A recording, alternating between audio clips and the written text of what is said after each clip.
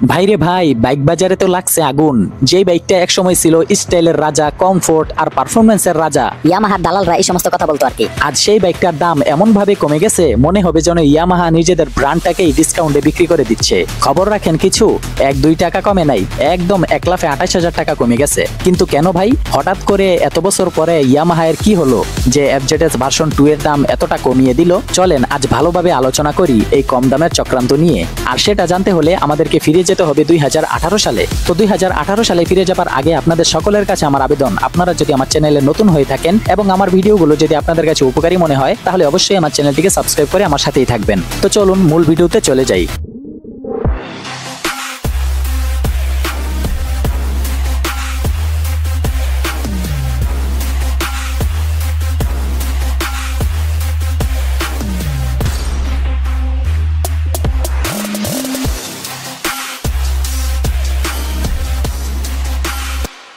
2018 সাল, তখন ACI motors বাংলাদেশে আনলো Yamaha FZS version 2 FI double disc এই বাইকটি। আর বাংলাদেশে এই বাইকটি আসার পরেই দেশের মধ্যে একটা হইচই লেগে গিয়েছিল।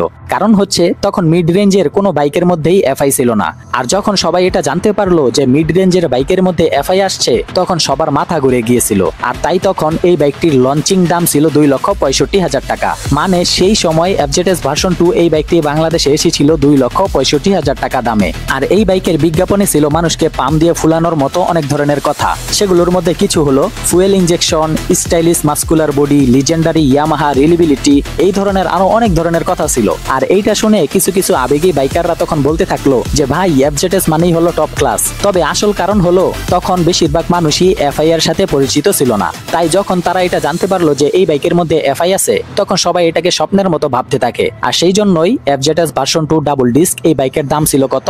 2,65,000 টাকা। কিন্তু এখন সেটার দাম কত? 2025 সালে এসে সেই একই বাইক বাংলাদেশে বিক্রি হচ্ছে মাত্র 2,37,000 টাকায়। মানে আগের থেকে 28,000 টাকা কমে। এখন আপনারা অনেকে বলবেন যে ইয়ামাহা দাম কমিয়েছে, এটা তো ভালো খবর। তো আমার সমস্যা কি ভাই? সমস্যা হলো দাম কিন্তু তারা আপনাকে ভালোবেসে কমায় নাই, আপনাদের সুবিধার কথা ভেবে কমায় নাই। এই দাম কমার পিছনে অনেকগুলো কারণ আছে, সেগুলোই আপনাদের সাথে এখন শেয়ার করব। তাদের দাম কমানোর 1 নম্বর কারণ হলো পুরনো টেকনোলজি। ইয়ামাহা তাদের পুরনো ইঞ্জিনেই আটকে গেছে। একই 149 সিসি একটি এফআই ইঞ্জিন, যেটা উৎপন্ন করে 13 এইচপি পাওয়ার আর 12.8 নিউটন মিটার টর্ক। আর সেই ইঞ্জিনে আজ 8 বছর পার হয়ে যাবার পরেও কোনো ধরনের পরিবর্তন আসে নাই। ইয়ামাহা যেই এফআই ইঞ্জিন বলে তাদের দামটা ধরে রেখেছিল, এখন বাজারে সেই এফআই দিচ্ছে সবাই। বাজাজ বলেন, সুজুকি বলেন, হিরো বলেন, সিএফ মোটো, এমনকি লিফানো তাদের বাইকগুলোতে এফআই টেকনোলজি ব্যবহার করতেছে। তাই ইয়ামাহার এফআই গান এখন আর কাজ করে না। তাদের পুরনো টেকনোলজি মানুষ বুঝে ফেলেছে, আর তাদের বাজারে তাদের দামটা অটোমেটিকই কমে গেছে। দাম কমার 2য় নম্বর কারণ হলো প্রতিযোগিতার ঝড়।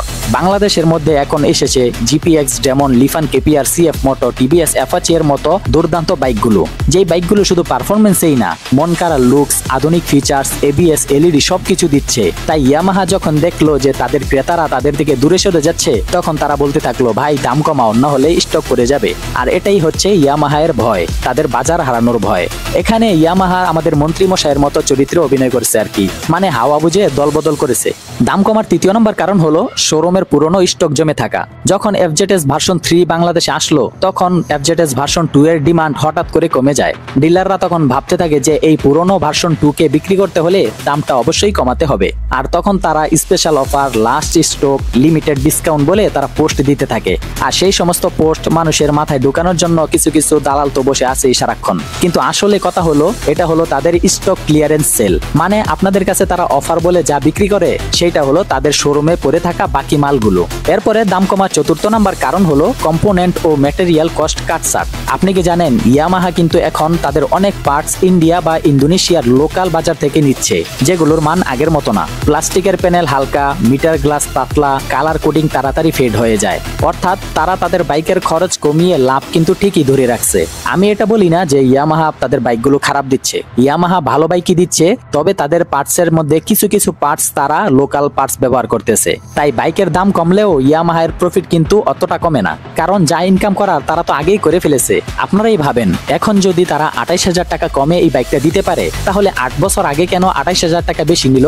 আমরা তো জানি দিন যত যায় জিনিসের দামটা তত বাড়ে, কিন্তু ইয়ামাহা কিভাবে স্রোতের বিপরীতে গিয়ে আমাদেরকে 28,000 টাকা কমিয়ে দিল? ইয়ামাহা কি বাইকারদেরকে এতটাই ভালোবেসে ফেলেছে? তারা যত বাইকই বাংলাদেশের মধ্যে 28,000 টাকা বেশি করে বিক্রি করে ফেলেছে এই 8 বছরে, সেইটার তুলনায় তারা 28,000 টাকা কমে যেই সমস্ত বাইকগুলো এখন বিক্রি করবে সেটা কিছুই না। বাইক কম দামে দিচ্ছে বলে এই না যে তারা প্রফিট করতেছে না, তারা কিন্তু তাদের প্রফিট ঠিকই ধরে রাখছে। আর এটাই হলো তাদের বাটপারি ইন স্টাইল। এরপরে দাম কমার 5 নম্বর কারণ হলো ব্র্যান্ড হাইপের পতন। আগে ইয়ামাহা নামটা শুনলেই মানুষ বিশ্বাস করত, কিন্তু এখন আর মানুষ সেই বিশ্বাস অন্ধভাবে বিশ্বাস করে না। কারণ হচ্ছে মানুষ এখন রিভিউ দেখে, পারফরম্যান্সের তুলনা করে, ইউটিউবে ভিডিও দেখে অনেক ধরনের যাচাই বাছাই করে। তাই তারা বুঝে গেছে ব্র্যান্ড নাম দিয়ে আর ধোকা খাওয়ার দিন শেষ। আগে ইয়ামাহা একটা নতুন জিনিস অ্যাড করতো আর দামের বেলা বিমান উড়াইতো। যেমন এফআই অ্যাড করেছিল।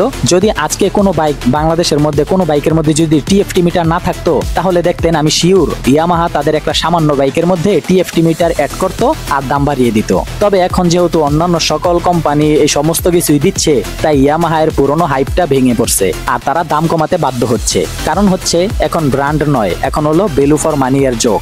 ভাই, দাম কমানো মানেই দয়া না, এটা মার্কেটিং এর চক্রান্ত। তারা দাম কমায় যাতে আপনি ভাবেন এখন তো সস্তায় এফজেডএস ভার্সন 2 পাবো, যাই হোক একটা কিনে ফেলি। আর তারা বলে যে পুরনো ইঞ্জিন, পুরনো ডিজাইন, পুরনো পার্টস তাড়াতাড়ি দিয়ে দে। ইয়ামাহা আপনার ঘামের টাকা দিয়ে নিজেদের পুরনো স্টক পরিষ্কার করতেছে আর আপনি ভাবতেছেন এটা অফার। তারা হাসছে, কারণ হচ্ছে তাদের গোডাউনটা খালি হচ্ছে। তাই দাম কমালেও খুশি হয়েন না, প্রশ্ন করেন যে কেন দাম কমাইলো। এই দাম কমানো মানে আপনার প্রতি করুণা নয়, আপনার প্রতি ভালোবাসা নয়, এটা হলো তাদের ব্যবসায়িক চক্রান্ত। তাই আজ থেকে বাইক কিনতে গেলে একটা কথাই মনে রাখবেন, শুধুমাত্র ব্র্যান্ড নয়, ভ্যালুও দেখতে হবে। ভিডিওটি শেয়ার করুন যাতে সবাই সচেতন হতে পারে। তো বন্ধুরা, আজকের ভিডিওটি এই পর্যন্তই। ভিডিওতে আশা করি আপনারা অনেক উপকৃত হয়েছেন। যদি ভালো লেগে থাকে তাহলে অবশ্যই এই ভিডিওতে একটি লাইক করবেন এবং কমেন্টে জানাবেন আপনার মতামত। আজকের ভিডিওটি এই পর্যন্তই। আল্লাহ হাফেজ।